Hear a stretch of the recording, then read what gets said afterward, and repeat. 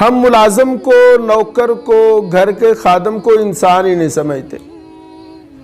یہ کئی دفعہ سوشل میڈیا پر تصویریں بھی آتی ہیں کہ خود آرام سے ہوٹل میں بیٹھ کے کھانا کھا رہے ہیں، ملازم یا ملازمہ پیچھے کھڑے ہیں، اور ملازم یا ملازمہ کی غلطی کو تو ہم پہاڑ سمجھتے ہیں، اپنی غلطی کو غلطی نہیں سمجھتے۔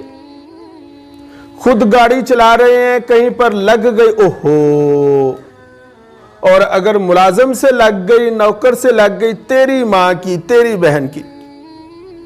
حضور نبی کریم صلی اللہ علیہ وسلم کا ارشاد گرامی ہے، سیدنا عبداللہ ابن عمر رضی اللہ تعالیٰ عنہ راوی ہیں، فرماتے ہیں کہ ایک شخص آیا اور اس نے آ کر عرض کیا کہ یا رسول اللہ صلی اللہ علیہ وسلم، ہم ملازم کو کتنی دفعہ معاف کریں؟ سرکار خاموش رہے۔ پھر اس نے پوچھا کہ کتنی دفعہ معاف کریں؟ سرکار پھر خاموش رہتے ہیں۔ پھر اس نے پوچھا کہ کتنی دفعہ معاف کریں؟